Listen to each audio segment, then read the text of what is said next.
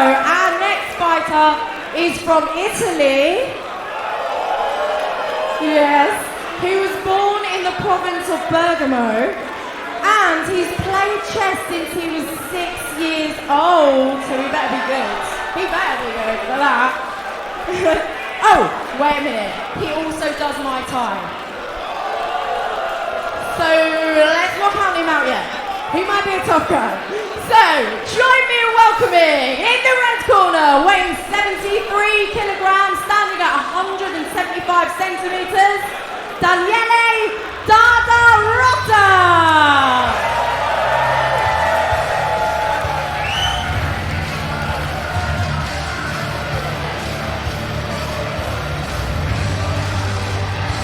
Here he is!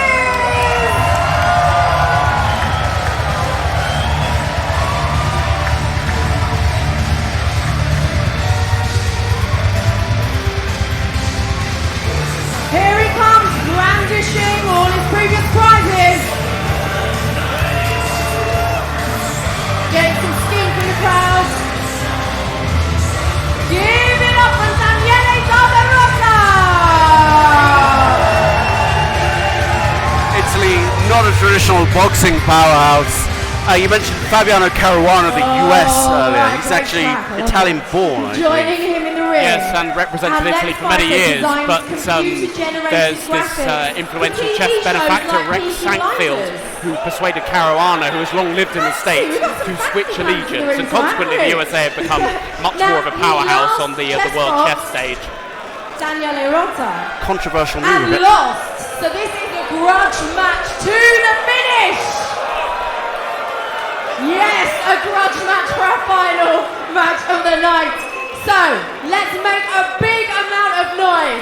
Weighing 75 kilograms, standing at 178 centimeters. In the blue corner, we have Richard the Razor Frazer!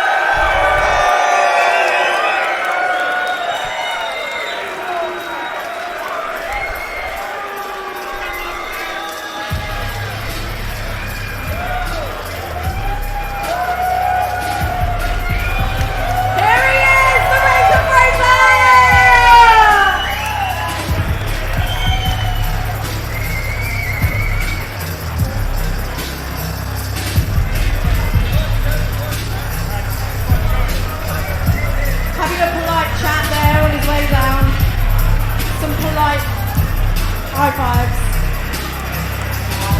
Go on. Give it up again for Richard the Razor Frazer! Yes! Oh, this is a big one. A grudge match and a fight for the title. Give both our fighters one more massive round of applause.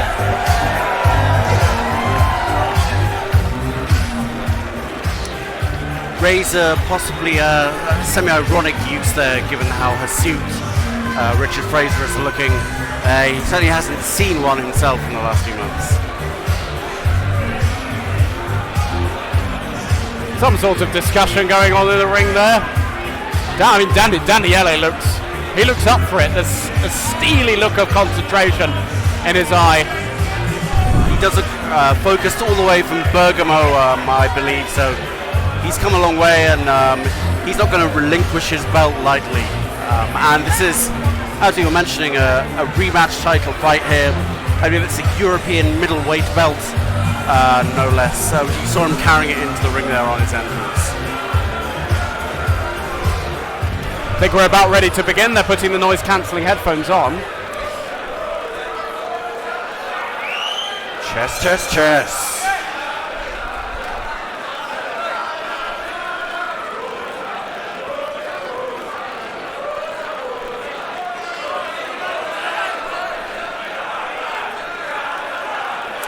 And Richard Frazer playing the same unusual opening that Matt Reed essayed, the orangutan or Sokolsky opening, but Black with a slightly different response, 1d5. Same basic idea, control the centre and hope that extra territory plays off. So it's quite an unusual move that you were saying, to move the pawn on the side forward rather than one in the middle. Well, it's unusual certainly because it involves having to defend it early on when you might otherwise want to make gains in the centre. And actually, White left that pawn on pre, so free to attack. But thankfully for Richard Frazer, Black didn't notice. Black already developing his pieces in quite a classic fashion. The crowd responding well to this with some cries of chess, chess, chess. Okay, pawn to e3 by White, solidifying things. Very, very sort of similar build-up as with the Matt Reed versus Tim Woolgar game to begin with. I like White's development a little bit more at this stage, but fundamentally it's a slightly unusual opening where you secede central control early on. So White may have what they want. So he's got a perfectly okay position from which he can try and initiate a plan. Both players have castled, so they've got their king safe. We're not seeing any disasters like maybe in the first round of the last one. And they're taking their time. They're moving a little bit less quickly than we saw last match around. Which I think is good from a spectacle point of view. Ultimately, it means that the boxing and the chess will carry equal weight. If you end up in time pressure in the chess, it's not a nice feeling, and it can make mistakes. This should lead to a higher quality game. And it means we're going to see more chess, and who doesn't want to see more chess? Chess, chess, chess, chess, etc. So yeah. Oh, there we go. Oh, we've got a pawn capture. Goodness me, that is... Well, that's something. That's certainly a thing. White's taken back with a pawn, which means he's now left with... pawn attacking a knight. So that pawn is now very much in White's territory and controlling a couple of key squares, F3 and D3. Two in front of the White kingside rook and two in front of the queen. Oh, goodness. Another knight has run out of squares. White's lost a piece. Oh, no. Oh dear, I mean that was a slightly surprising manoeuvre, albeit one that the White clearly planned for. Black clearly planned for. Sorry, he's in a good position now. So I was put off by how loud the microphone. So a little bit of a disaster there at the end of the round for Richard the Razor Frazer. However, not quite as bad as we saw for Nick Cornish in the bout before. Reason that being that the piece he's lost is a knight rather than the queen. The knight worth roughly a third of the value of the queen, so there's still a bit of play in it. Yeah, and he gained a pawn back as well, which is, it's certainly something. I do fear a little bit for White in this position, but in fact, hang on, I've missed something here, I think. At the end, after knight takes knight, rook takes, you've got queen takes bishop. Oh yeah, the bishop on d6 hanging. The bishop on d6 a very good point. Is in fact hanging. So really, Richard may have seen a little bit further here. The question is whether he really has seen that, or will stumble across it as we've just done when you look a little bit deeper, or whether he'll be disheartened at potentially losing a piece and overlook that. Yeah, no, could be interesting. Knight takes. That is wrong with knight takes and then queen takes d6.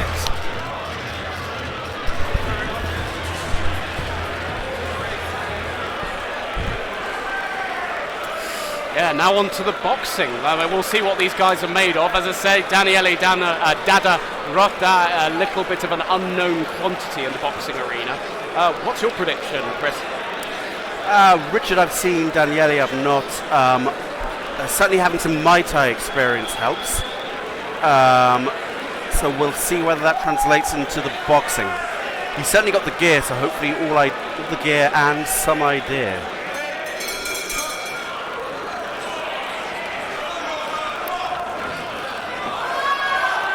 Very high guard there from Daniele. Maybe a little bit rigid. Wow. Richard connecting early there with the straight punches. Certainly unloading.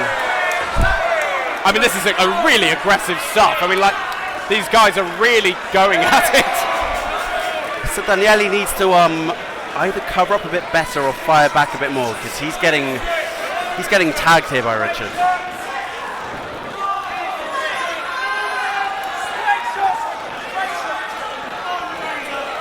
And a bit of a break up against the ropes there, but certainly Richard coming out the hardest there in that round.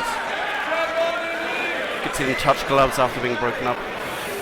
Daniele's chin looks a little bit high for my liking. So generally in boxing you want to have your chin tucked down. It's the most vulnerable place to be hit on, and he's kind of got his chin hanging out a bit there, which is quite an inviting target for the Frazer, and he's managed to find it a few times, I have to say. So far, if you had to summarise for the lay viewer, who's got the edge in the boxing so far? The edge, so to speak, is on the Frazer. Right. He's certainly landed the more punches and the harder punches. And Daniele's is occasionally firing back, but you saw there he got caught and even turned his back. Richard really following him around the ring. Daniele should make it out the round. I think we've only got a few seconds left for the round.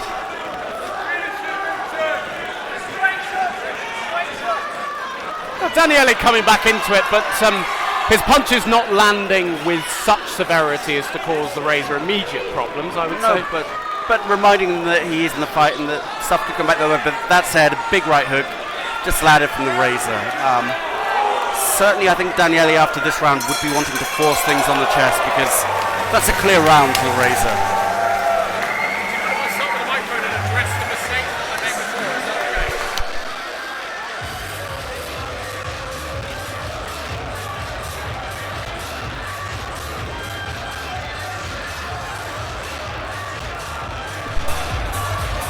Yeah, good plan.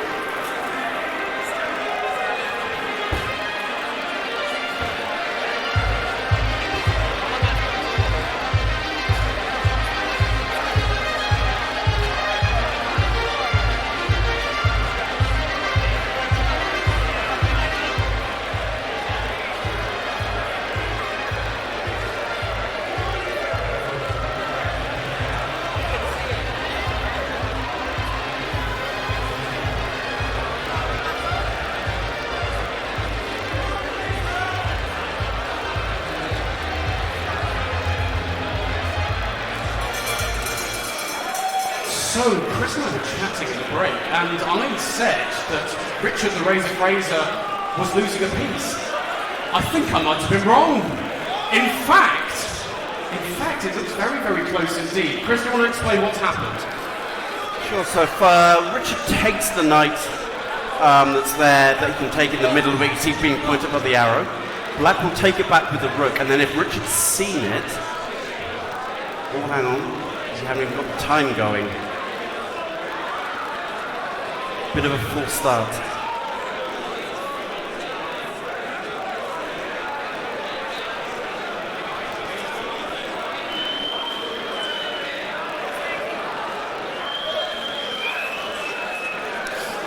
Just a very small technical error, ladies and gentlemen, which we're sorting.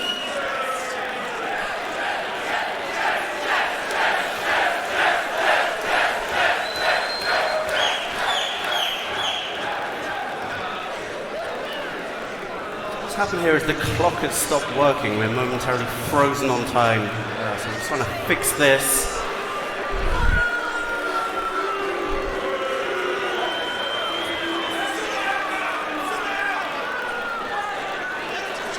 Everyone wants the chest here.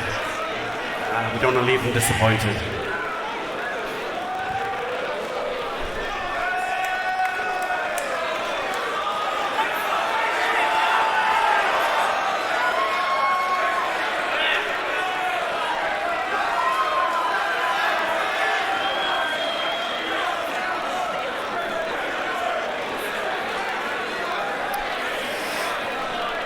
So have you tried turning it off and on again is the first question, I think.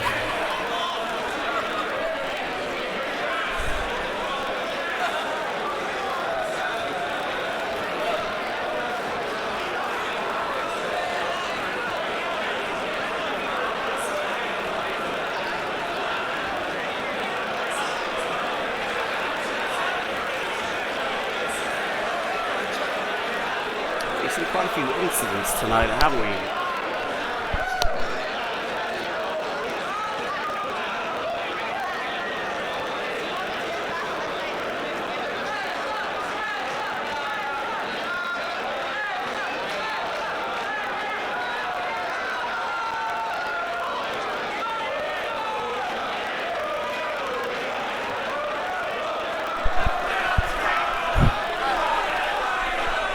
Okay.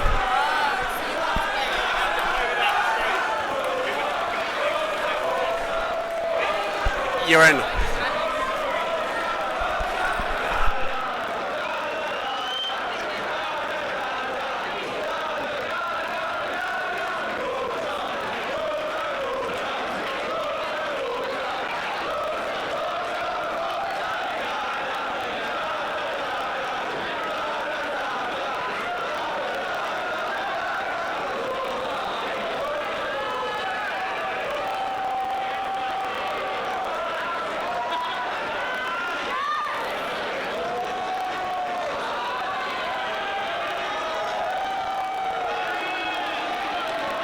What's the booing for? I'm not intervening.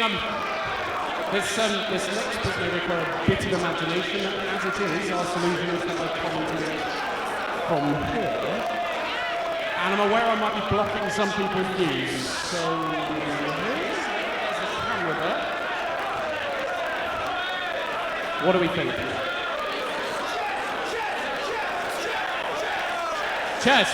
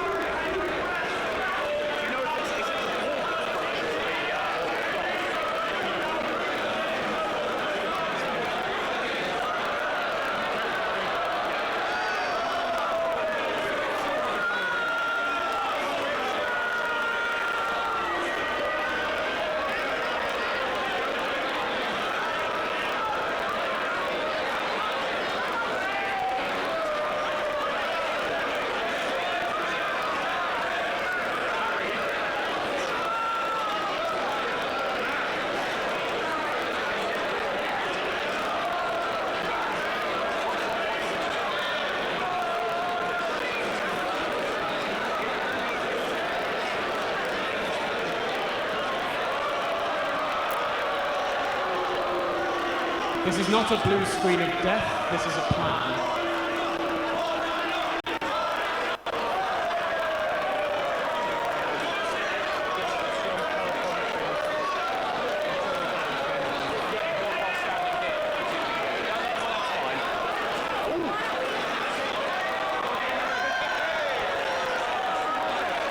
Okay, it's a slight technical hitch we're working with here.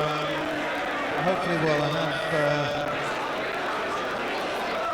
have a solution for you soon. Yep, looks like we've got it. So we're going to abandon the software, which I'm sure that's yeah. We're going to we've got to work around, and I'll hand you over to our chess commentator, Madeline. Chess.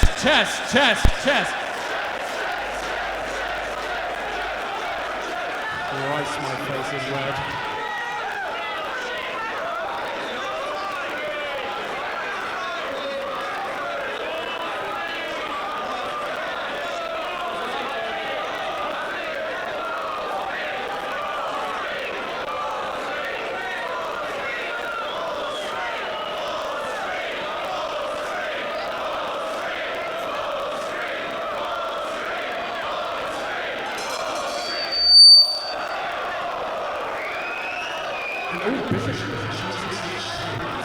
That's an interesting move. So now the bishop.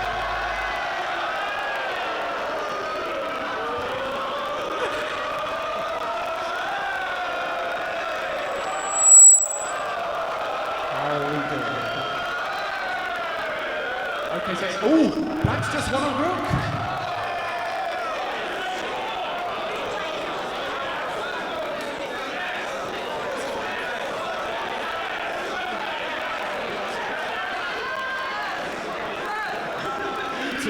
To recap, is now an exchange up, which means he has a rook. Oh no, he's a skeleton. He's an old rook. Black is in a very, very weak position indeed. He's offered to swap on the reasons he's making a ability to win. But Bout is now threatening checkmate. Which Black immediately stops. Sorry, no excitement over there. But a really, really nice play by White in a bad position. Black swapping material off just playing very, very calmly. I think this is going to come into the box. Because White is in that position, White is so bad position that you expect to over this round. Apologies for the people who knew I'm blocking incidentally.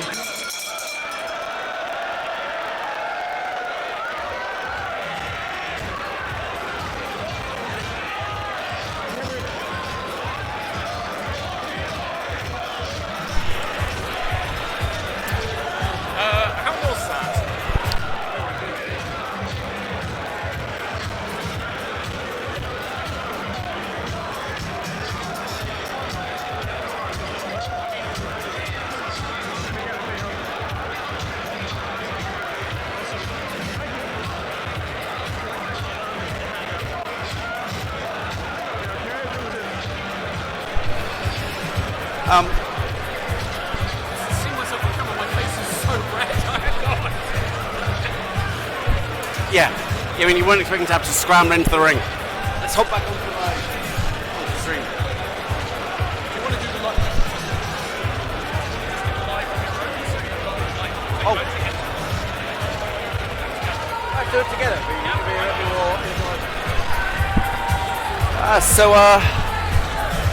So Matt, back here in the commentary spot outside the ring. I mean, what happened there? There's some kind of technical difficulty. Remember, you had to improvise a bit. Yeah, so we use what is known as a DGT board, which has sensors in the board and links to the internet. Unfortunately, the feed went, but our quick-thinking team and cameraman managed to find a solution that means that people can at least see what's going on. So yeah, hopefully we'll get a good view of the final stages of the chess. And in the meantime, we're back to the boxing. And just to remind you, Richard was very much on top before. Who was winning the chess at the end there? Daniele is clearly ahead in the chess. He's in a very, very nice position indeed, and consequently it's going to come down to who is better at their respective disciplines. So yeah, we've got a kind of classic battle here of one player with a clear advantage on the boxing, trying to force a KO or a stoppage there. One player who's probably, whether he's better or not, he's on top, has the better. Oh, hang on. That's some big rights landed there by Richard. But yeah, one player who's seeking to force it on the chess. Gents, a very interesting dynamic to it. No, absolutely. I mean, Richard's tackling this quite well, I think. Like, he's not rushing things. He knows that whilst the chess is strategically over, he can probably last another round, and consequently, he's not trying to do any ridiculous punches and tire himself out. Would you say that's a fair assessment? Yeah, he's looking to pick his. He's obviously has to be the aggressor, but he's looking to pick his opening, finding that right is finding its home on Daniele's chin, which I mentioned in the first round was maybe not quite tucked down as much as it should be. You'll notice that whenever Richard lets the right hand go, he's having a lot of success with it. Yeah, there you have it again. Daniele's really soaking it up and not that much coming back in return.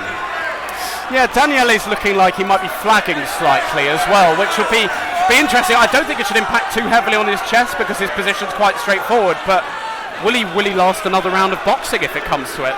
Well, there's that, and also, you know, if you have been hit by a few hard blows, you could be genuinely your head spinning a little bit as you transition to the chess. They have that changeover period of a minute between the both. That will give them some time to reset, and I think he's going to need it here because that's another Richard round there.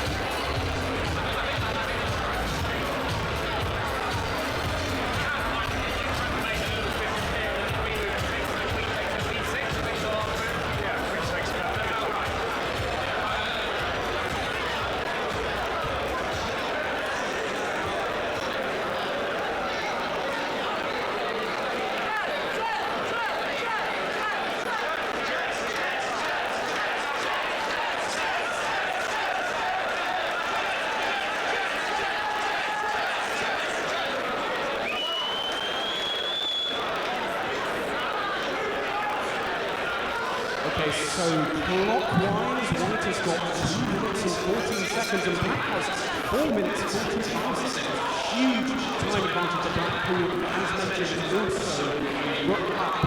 However, White doesn't have any major weaknesses in his position, apart from the white squares where his team can't be easily exploited.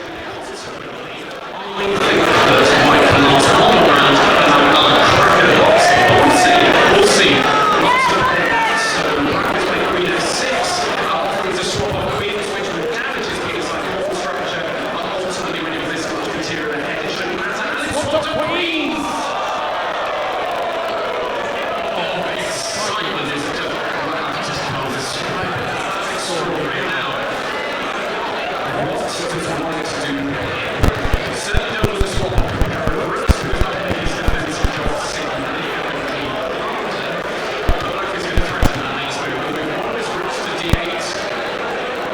Okay, so he's dropped his bishop over there, Rooks to h5, and now the Knight's going to e5, which is useful lining up the f3 side and also attacking the c4 pawn. So Black feels he can pick up all of White's pieces en route to victory, and White is now down to his last minute on the clock.